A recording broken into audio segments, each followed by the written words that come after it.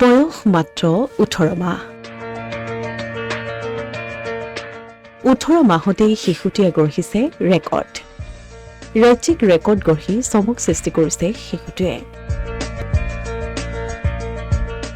অসমৰ শিক্ষা আৰু ক্ৰীড়া সাংস্কৃতিক ক্ষেত্ৰত প্ৰায়ে নতুন প্ৰতিভাই উদ্ভাসিত হৈ অহাৰ মাজতে এইবাৰ এক অভূতপূৰ্ব কৰ্তৃত্বই সকলোকে আশ্চৰ্যচকিত কৰিছে। নগাঁও জিলাৰ যমুনামুখৰ এজন অতি কণমানি শিশু, মাত্ৰ ১৮ মাহ ২৮ দিন বয়সীয়া আৰাহাম আহমেদে তেওঁৰ অসাধাৰণ বুদ্ধিমত্তা আৰু স্মৃতিশক্তিৰ জৰিয়তে ২০২৫-২৬ বৰ্ষৰ আছাম বুক অৱ ৰেকৰ্ডৰ অধীনত আৰ্লি লাৰ্ণিং এচিভমেণ্ট শাখাত ৰাজ্যিক ৰেকৰ্ড স্থাপন কৰি সমগ্ৰ অঞ্চলটোক গৌৰৱান্বিত কৰিছে। আৰাহাম আহমেদ হৈছে যমুনামুখৰ বৰজাৰী মাজগাঁও ওৰফে আমতলা অঞ্চলৰ বাসিন্দা ৰফিকুদ্দিন আৰু মৌচুমী বেগমৰ একমাত্ৰ পুত্ৰ। পৰিয়ালৰ শৃংখলাবদ্ধতা, পৰিৱেশ, নিয়মীয়া অনুশীলন আৰু পিতৃ মাতৃৰ যত্ন স্নেহৰ ফলতেই আৰাহামে ইমান কম বয়সতেই এনে অসাধাৰণ কৰ্তৃত্ব অৰ্জন কৰিবলৈ সক্ষম হৈছে।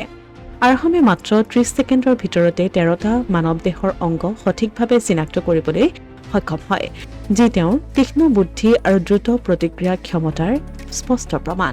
চকু, নাক,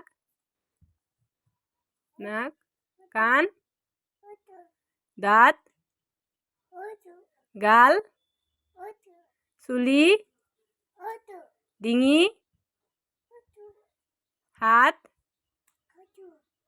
হাতৰ নখ, কণী, পেট,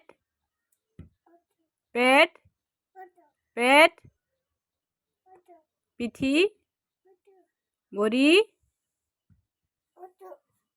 ভৰি, নখ, আঁঠু। ইয়াৰ উপৰিও তেওঁ মাত্ৰ ১৫০ ছেকেণ্ডৰ ভিতৰতেই ৪৫টা বিভিন্ন দৈনন্দিন ব্যৱহৃত সঁজুলি চিনাক্ত কৰি এক ব্যতিক্ৰমী প্ৰতিভাৰ পৰিচয় দিছে। বলটো দিয়া, বল দিয়া, বলটো দিয়া। তোমাৰ হাতীটো দিয়া, হাতীটো চোৱাচোন, ভালদৰে চোৱা, ক'ত আছে হাতীটো? হাতী ক'ত? ভালদৰে চোৱা, হাতী ক'ত আছে? চোৱা,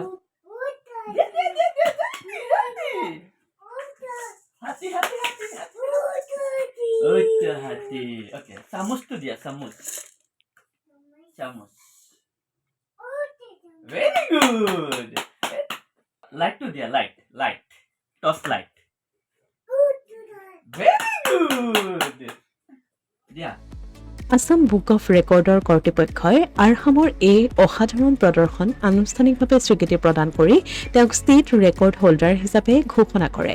এই স্বীকৃতিয়ে কেৱল আৰাহামৰ ব্যক্তিগত সাফল্যকে প্ৰতিফলিত কৰা নহয়, বৰং যমুনামুখ অঞ্চল তথা সমগ্ৰ ৰাজ্যৰ বাবে এক গৌৰৱৰ বিষয় হিচাপে পৰিগণিত হৈছে। এই উপলক্ষে স্থানীয় ৰাইজ, শিক্ষক সমাজ আৰু বিভিন্ন ক্ষেত্ৰৰ ব্যক্তিসকলে আৰাহাম আহমেদ আৰু তেওঁৰ পৰিয়ালক অভিনন্দন জনাইছে। শিশুটিয়ে সমগ্ৰ সমাজত এক ইতিবাচক বাৰ্তা প্ৰেৰণ কৰিছে। সঠিক যত্ন আৰু দিশ নিৰ্দেশনা থাকিলে শিশু অৱস্থাৰ পৰাই প্ৰতিভাৰ বিকাশ সম্ভৱ। আৰাহাম আহমেদৰ এই সাফল্যই কেৱল তেওঁৰ ব্যক্তিগত জীৱনৰ এক উজ্জ্বল আৰম্ভণি নহয়, বৰং আন বহু শিশুৰ বাবেও এক প্ৰেৰণা আৰু উদাহৰণ হিচাপে পৰিগণিত হ'ব বুলি আশা কৰা হৈছে। অসমীয়া প্ৰতিদিন, ডিজিটেল সংবাদ, নগাঁও।